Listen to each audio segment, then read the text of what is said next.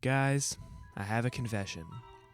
I am a movie crier. I get so invested in stories that I just become immersed and I start to feel whatever the characters are feeling. This is especially true for animated films because I feel like they're a little more transportive and also a little more intentional about pulling on your heartstrings. So when I tell you I cried in the theater, I need you to understand what that means. I saw Dreamworks' newest movie, The Wild Robot, this week, and I cried through the entire second half of the movie. And I mean that genuinely. Started crying in the middle, didn't stop till the credits were over. Spoilers for The Wild Robot in this video. I went into this movie pretty blind, something I've learned I should do as often as possible.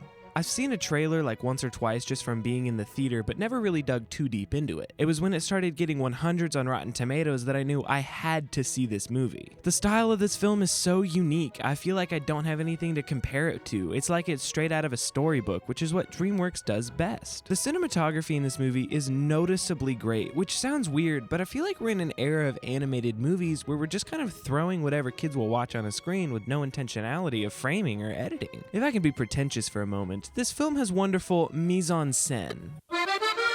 I feel like there was some actual intentionality in the editing. It wasn't just shot, reverse shot for 2 hours. There was some actual thought into what to show and when. We're finally bringing actual filmmaking back to animation, and I'm so excited. And the story for this movie? Man!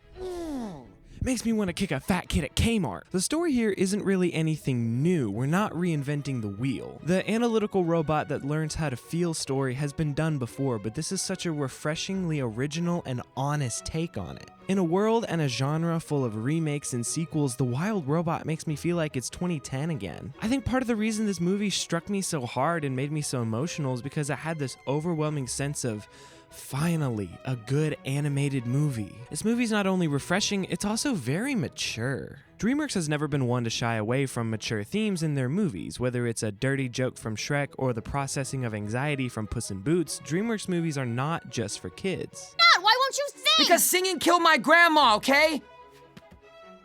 Alright, well they can't all be bangers. The Wild Robot is riddled with dark humor and the common theme of death. There's a lot of death in this movie, but it's not death for death's sake. It ties into the message of the movie, which is conveyed so clearly without being preachy. Sacrificial love is not a theme that comes up in a lot of movies anymore, but The Wild Robot is a light in the darkness. One of the quotes that stuck out to me most from this movie was, "I will not leave until I've completed this task, which has delayed me, damaged me, and violated my protocols, potentially voiding my warranty." Plugged-in reviewer Paul Assay wrote, "Nothing is harder, nothing is more beautiful, and I'd never trade it for anything." This movie's all about sacrificial love from a parental point of view, and I do not remember the last time it was conveyed this well. The theme of sacrificial love, specifically in family relationships, is something that director Chris Sanders has explored many times before. How to Train Your Dragon is about a young boy who doesn't have the heart to tell his father they have a different worldviews, but it ends in sacrifice. The Croods is about a strained father-daughter relationship as the father doesn't want to let go, and it ends in sacrifice. Not to mention Lilo and Stitch, where the older sister sacrifices everything to raise her younger sister, but learns to do it sacrificially with a humble heart through this story. Sanders is a master of redeeming family stories, and The Wild Robot might be his best. I'm starting to think that if you want to bring families to the movie theater, you have to actually treat them like they have at least 5 brain cells and give them a relatable and meaningful story that isn't political and preachy, shoving an opinion down their throat. Who is gonna tell me? What gets you so invested in this movie is definitely the characters. You instantly care so much about every single little animal on this island. Even Pedro Pascal's character Fink, who starts off as the villain, has a gut-wrenching character arc that I could not get enough of.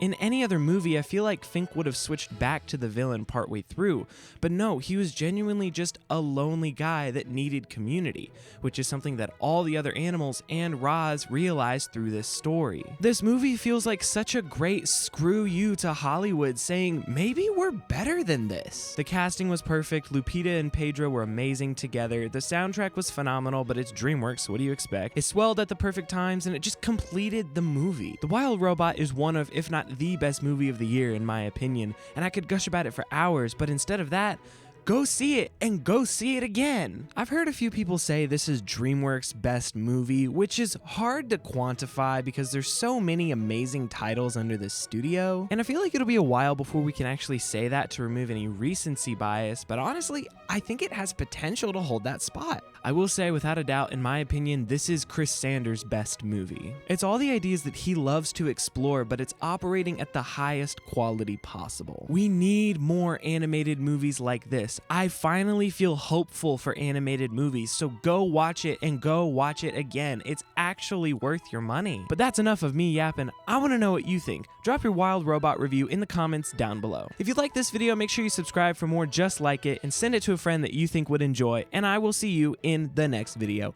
Bye!